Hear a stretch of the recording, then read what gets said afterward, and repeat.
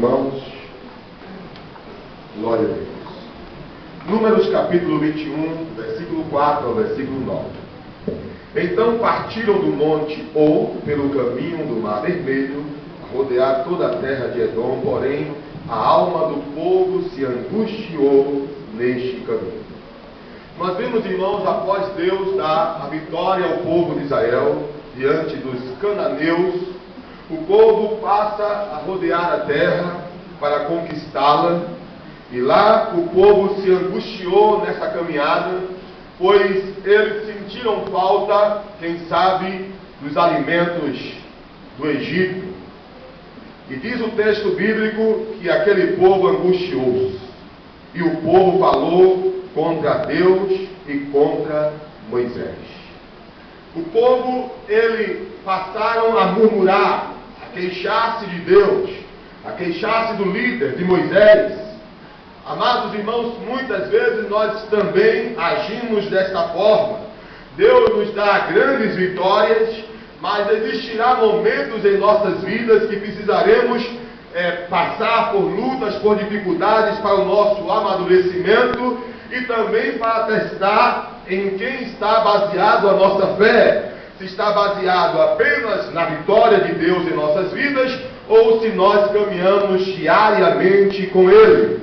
O povo estava caminhando, o povo se angustiou e começou a falar contra Deus, murmurar contra Deus, murmurar contra Moisés. E diz o texto bíblico: por que nos fizeste subir do Egito para que morrêssemos neste deserto? Pois aqui nem pão nem água há, e a nossa alma tem fastio deste pão vil. Chamou o maná do céu, de pão vil. Chamou as providências de Deus de pão vil. Nós estamos no mês de maio, iniciando o mês de maio. Alguns já receberam o seu salário. Não murmure, dê graças a Deus pelo aquilo que Deus tem lhe dado. Glorifique a Deus. Todos podem glorificar a Deus pelo seu salário. Levanta a mão e diga: glória a Deus. Não murmure, porque Deus é bom e Ele dá aquilo que nós precisamos. O Senhor é o nosso pastor, nada nos faltará. E o povo estava murmurando, o povo estava se queixando de Moisés, se queixando de Deus, se queixando de Moisés. E Deus, como disciplina para aquele povo, diz o texto no versículo de número 6, então o Senhor mandou entre o povo serpentes ardentes que morderam o povo e morreu muito povo de Israel. A consequência do pecado é a morte. O povo desobedeceu a Deus e eles foram picados por uma serpente ardente, serpente essa que o seu veneno, o povo morria. Eu quero dizer para vocês que o pecado, Satanás, o nosso adversário, quando tentou Adão e Eva, lá no Jardim do Éden, ele veio como forma de uma serpente, e a humanidade foi picada por essa serpente. E a Bíblia diz que por um homem entrou o pecado no mundo e o pecado a morte. E essa serpente, Satanás, ele contaminou a humanidade. A Bíblia diz que Deus olhou do céu e não viu um justo sequer. Romanos 3:23 diz: todos pecaram e destituídos estão da glória de Deus. E toda a humanidade está contaminada por esse veneno dessa serpente que é Satanás. Mas, pastor, qual é o remédio de Deus para sarar a humanidade?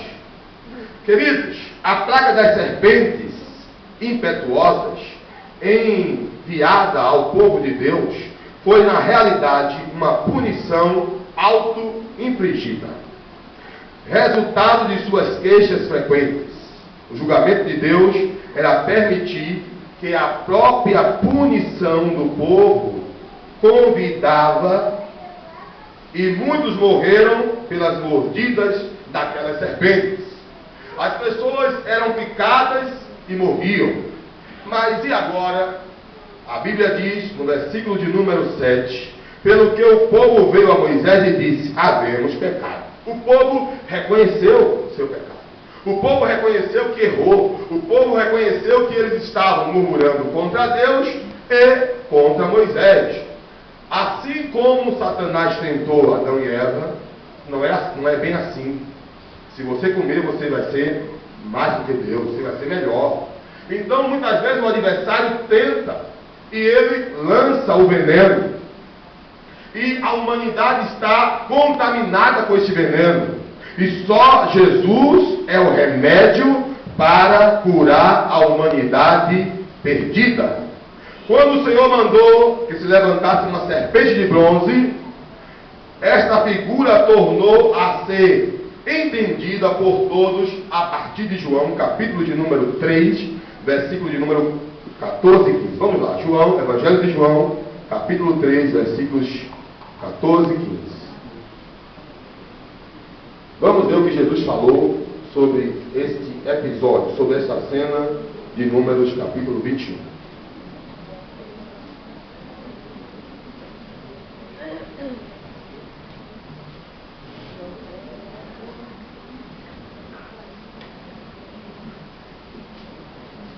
Diz o texto bíblico: e como Moisés levantou a serpente no deserto, assim importa que o Filho do Homem seja o quê?